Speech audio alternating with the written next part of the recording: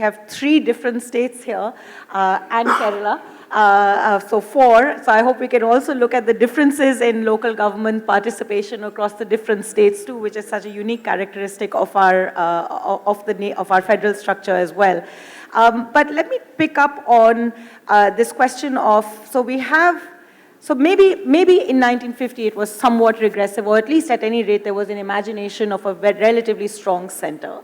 But if you look at the arc of independent India, especially after single party dominance of Congress starts breaking, democracy gives you a great vibrancy of federalism. So to Ambedkar's imagination of us moving from unitary to federalism, regional parties start playing a really important role in our national politics as well. Yet, the puzzle that has always been on my mind, why is it in those peak years of very vibrant, in fact, at some point, political scientists would argue that national elections in India are in fact state elections, because it's this coming together of states that is forming the coalitions on in Delhi. Yet very little was done to shift this initial architecture. Shashi, what is your view on that?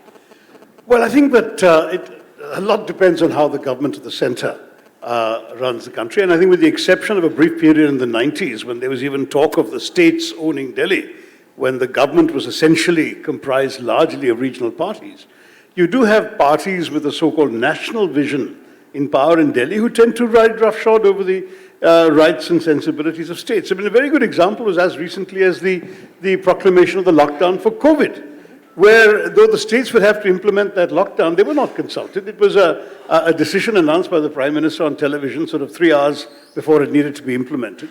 And it was done using a rather obscure article of the National Disaster Management Act. But that was the end of any pretense of federal authority on this. It was just as when Mrs. Gandhi proclaimed the emergency in 75, the states sort of woke up to the news. The same thing happened with the COVID lockdown. And you see this time and time again, even since PTR was talking about fiscal allocations. Look at the allocations for to the states from the Disaster Management Fund. When COVID came along, you'll see no relationship between the population of the states, their COVID burden, the number of migrants they had to deal with, and the amount of money that that fund decided to allocate to them. So we're seeing time after time the tendency of those in power in Delhi, using, of course, the argument of the national vision to take those decisions. I do take the point that you and Mr. Reddy have made about the local governments. I think Kerala is an honorable exception in many ways, in that local governments have been empowered to a very great extent, and that you're seeing some genuine devolution of authority, though not yet budgetary, not yet adequate budgetary means, but it's still better than most other states that I'm aware of. And that is an anomaly in all this, because if the states can argue that they are being wrongly treated by the center, the districts can argue they're being wrongly treated by the states.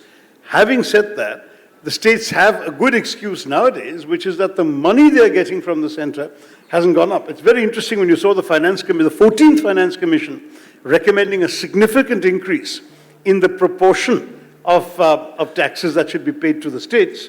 Promptly the central government implemented that and then reduced instead the amount of other taxes they could hold on to. So the net result was a wash. I mean, the states didn't get a penny more, though the argument was they needed more money that they could have the discretion to spend. So there's no question that, I mean, as PTR has argued, that you are seeing a heavy tilting of the scales towards the union government, and that's become more pronounced, it seems to me, in recent years.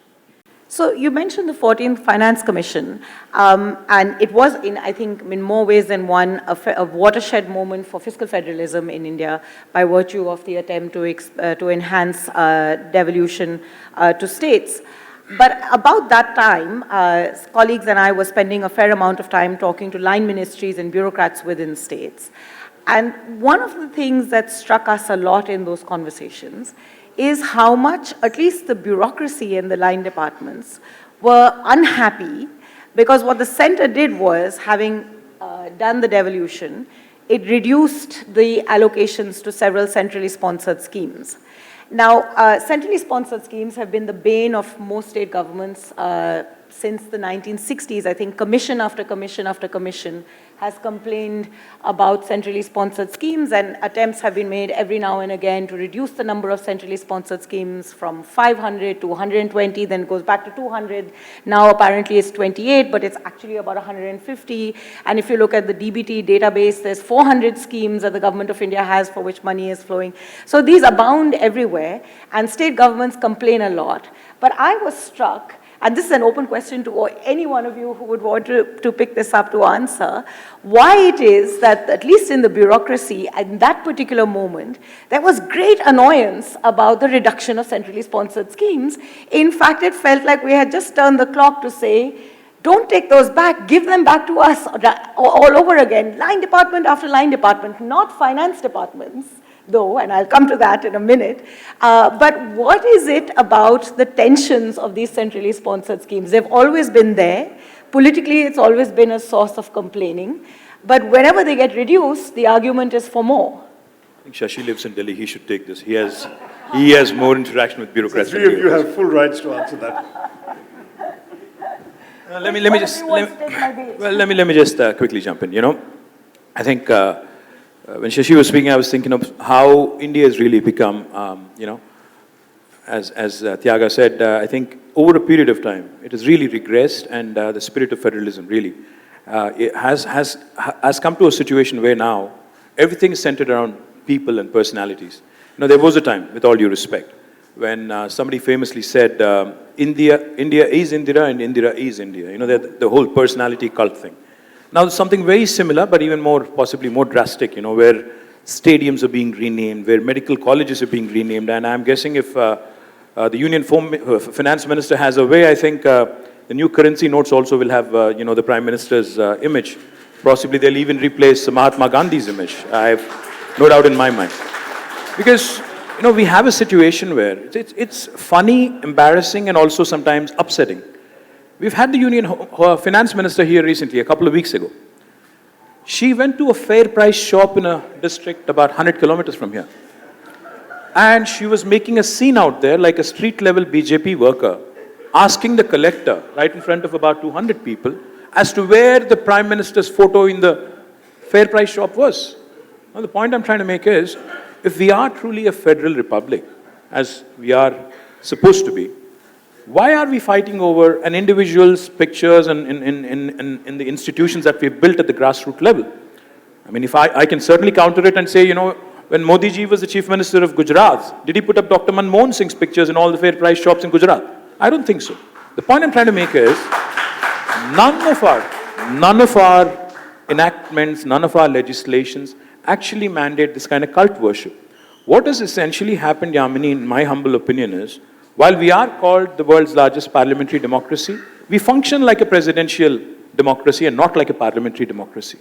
Essentially, everything being centralized. And this applies to states as well, by the way. I'm not saying this only about the union government. I'm also saying the same thing about state government. Even the states, as Rajendra said, we do also, in fact, barring Kerala probably, I think we do not empower our local governments enough. We don't empower our local governments enough. So, yes, what you do is sometimes what you get. Karma is a boomerang, like they say. But the point is, we need to, at some point, draw lines, clear distinctions, and say, okay, now let's define our roles. The defense, railways, and there are certain areas we have simply no role.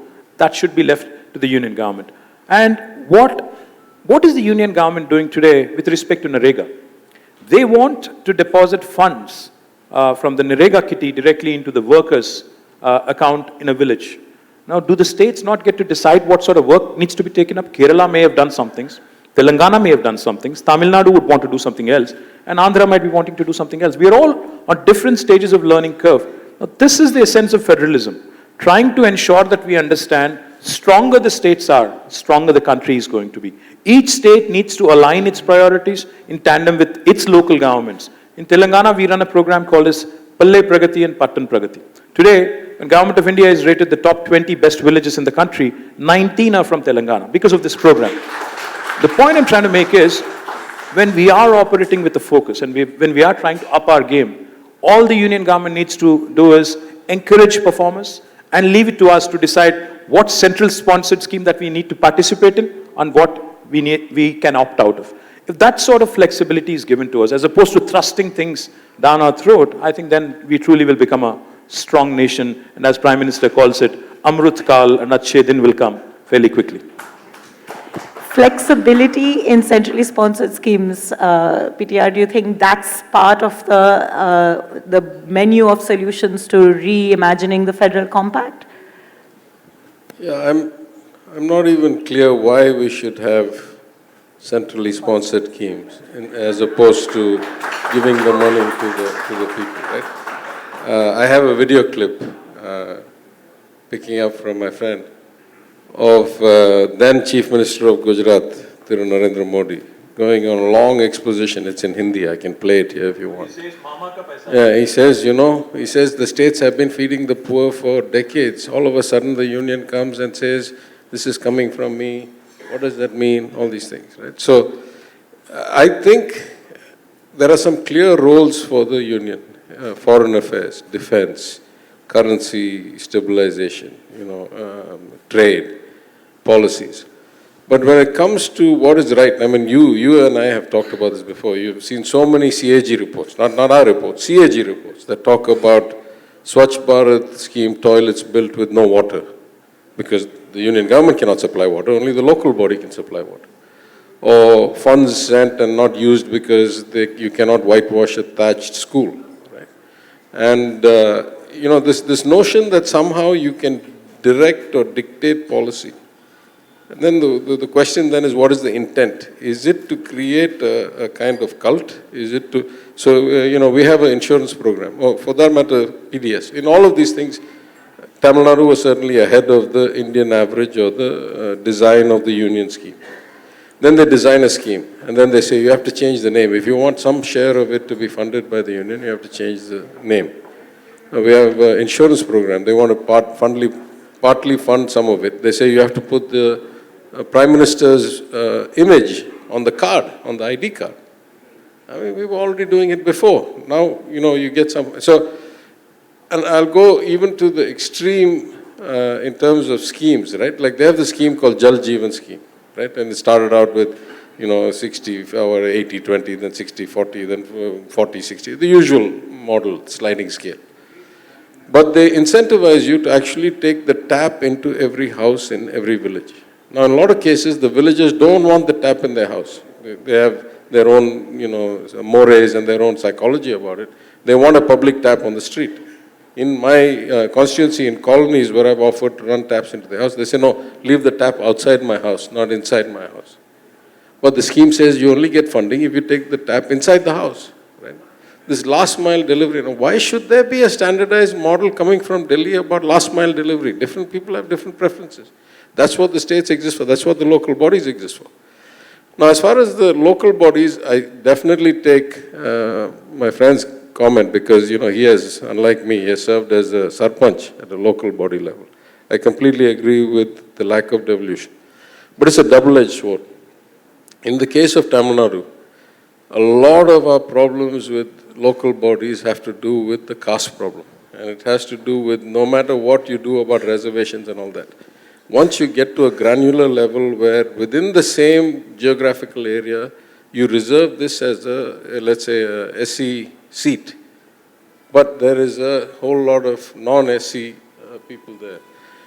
You start having caste problems and there's been violence and murders and all kinds of clashes and stuff like that. So my colleague, I'm also the Minister for Planning, my colleague, the Vice Chairman of the Planning Commission of Tamil Nadu, says the single biggest improvement in delivery of services and the equality of society in the rural areas of Tamil Nadu was when the line department started driving the programs rather than the local body elected officials. Because if they did that, it was very biased, and even letting out the temple lands and managing the tanks and all that, they would do on a caste basis or a communal basis or a religion basis or something. And once you standardize the model from Chennai, then it became actually better delivery. So I completely agree, you can't have it always. You can't say, I want devolution to my level, but not below me. And again, I think time changes things, right? If you have greater education levels, you have greater integration, more harmony, then you do more devolution. And I think some states, and maybe there's a correlation between the communist philosophy and the fact that Kerala has such high devolution, maybe. But I think all parties take equal credit for that. But you know, some of these things should never be aggregated. There is no natural reason for a one-size-fits-all aggregated model coming from Delhi. That's my idea. I think one of the big governance challenges for India is that we still haven't passed out what level of government should be performing what level of function, and it leads to a consistent set of overlaps across the board. I was going to pose the next question, but you've thrown such an important provocation about local governments and the local context that I think, Mr. Reddy, you have to answer that. Because if I at the risk of making a too broad a statement out of your somewhat more nuanced point, would it be right to say that the inequalities at the grassroots level should necessitate a little bit more centralization from the state? I'm just throwing this out as a provocation because I think that's one of the very critical reasons why you could, centralization at the state level has often happened at the cost of deeper devolution to local governments. These things, Yamini, I feel are very state specific, with in acknowledgement and also due respect to the opinions of my colleagues here. Transgression of responsibilities and duties, overlaps, normally happen vertically. Now, the duty of a local body representative, a sarpanch or a taluk board president is well defined. But the MLA wants to go and see what all is happening, right from laying of drains to roads to water. This is clearly the role of a local body. And the MP also with the MP-led The fund. MP also.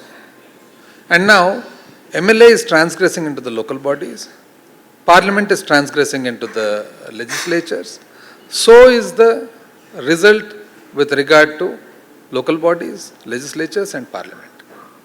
Next comes whether there should be a more centralized monitoring and spending. I believe that in a democracy, ultimately, it is the elected representative who should have supreme power. He is elected by the public.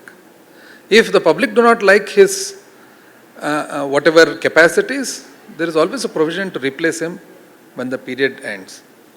But I have in my own experience seen that anybody who is elected by the public have a far better understanding of the needs of the public than anyone else in the system. And now when it comes to the expenditures that are made, now I, belonging to a state as well as to a regional party, at the same time, to be fair and be objective, the money that is being spent by the center for the schemes, central sponsored schemes, are outside of the money that is already devolved to the states. So, when the center spends certain amount of money on CASDS, centralized state development schemes, or the centrally sponsored schemes. So, centrally sponsored schemes are 100% spent by the center, and CASDS are partly spent with contribution by the state. So, these are framed in such a way based on the requirement. Now, as Mr. PTR said, there are state-specific, and as Mr. KT also said, state-specific needs are there where maybe the CASDS have to be, the states have to be given a little more autonomy to design schemes that are more suitable for their requirement. But at the same time, broadly speaking, when the center is spending money for the public, if the state wants to have its own emblem or own mark or trademark, so also we should allow the center to do it. Okay, can I just interrupt for a, sorry to interrupt. My point is very simple, very straight. I agree with you and I don't have a problem with centrally sponsored schemes either. The problem arises when somebody tries to impose their ideology. The issue is not centrally sponsored schemes or the larger good that is aimed at for the betterment of the society. That is not a problem at all. See, between all of us, the southern states, we are 19% of the population of this country, but we contribute to 35% of the GDP of this country. So when somebody from Delhi flies into Hyderabad and tells us that I am the giver and you are the taker, you know the attitude that kicks in, you know that हमने आपको 2 lakh crore दिया. Now that really puts me off. Because, every rupee I contribute from Telangana, my exchequer contributes from Telangana, what we get back is 46 paisa. For every rupee that is contributed from the south of India, 35% of the GDP, we do not get back. I'm not even asking, I'm not even suggesting that I get back every single paisa. I know that there is defense, I know that there is railways, I know that there are laggard states, I know that there are roles that the government of India needs to fulfill, which of course we are happy to contribute, and we are happy to, as an Indian citizen, we are happy to, be a part of the nation building. But the problem is the attitude of those who run Delhi. They come with a chip on their shoulder and they tell us, listen, हम देने वाले हैं, आप लेने वाले हैं. तो इसीलिए हम जब देते हैं, हम जो कहते हैं, whatever we say, you have to do. Now that is the problem. Because Andhra has a certain challenge. Andhra has certain, projects that they would like to complete. In Telangana, in the last 8 years, we have completed drinking water connection to each and every home. In fact, that became inspiration to Har Ghar Jal. In Telangana, we have done some very, very focused programs on tank revival. In Telangana, we've also completed some large lift irrigation projects. So I have a different set of priorities from my friends here. Now, why should I not get to decide what I should do with my devolution money and with also my money that is being proposed in centrally sponsored schemes? The last thing I'll say is, this whole myth about devolution, how it has been enhanced by Modi ji. Actually, the fact is, both the finance ministers can tell you, it is not 41% that we receive today. Because of all the cesses and other things that is happening, we only get 29%, which is far worse than what it was. So this whole, again, abrogation of sorts of responsibilities, or, this obfuscation that they indulge in, and kind of try and take away the money that rightfully belongs to the states by way of imposing additional excise duties and other things, it is a travesty. So this needs to be challenged, this needs to be addressed, and if needed, it needs to be challenged legally as well. In fact, So as Mr. KT has said, the actual increase in devolution and more autonomy to the state happened during the 14th Finance Commission while Dr. Y.V. Reddy was the chairman. Because the 14th Finance Commission felt that states ought to have more autonomy and independence into doing what they want with the money, and it need not be dictated by the center. But unfortunately, that 42 finally now comes down to only about 30%, 10% lesser than what we are entitled to get for various reasons, cesses, etc., etc. But then coming to the issue of center-state, I think this relationship between center, state, federal structure, etc., has to happen from top to bottom. It cannot stop midway or start midway. It has to start from top and go down up to the Gram Panchayat level. Only then everybody understands what the actual responsibilities are, what the actual authorities are, and what the duties are. Sorry, I just want to say one thing about centrally sponsored schemes. I'm relatively new in politics, but 15th Finance Commission Chairman, Mr. N.K. Singh, at some seminar we were at, he said there wasn't actually this whole, it wasn't like a constitutional carve-out that there should be centrally sponsored schemes. Certain governments started it when states benefited, and they still had a say in its design, and it was a participative kind of approach. They didn't object. This regime has just taken it to extremes and made it dictatorial and, to suit their political needs as opposed to the needs of the people. But it's not like inherent in the constitution that there should be centrally sponsored schemes. It's not like they're particularly well designed to execute anything. As I think former Chief Minister of then unified Andhra said, the union is a myth, right? It's an integration of all the money that comes from the states, politicians that come from the states, IAS officers that come from the states, IPS officers that come from the states. It is a temporary gathering of people to facilitate the distribution, redistribution, devolution of what comes from the states. It's not like it drops from the sky to the union and then they divide it up to us, right? So this notion that there should be something that they know better than us itself is a flawed notion, right? There's no natural place for them to have this. And listen, I'm far, far less strident than the former Chief Minister of Gujarat, Narendra Modi, when he said the same things when he was Chief Minister.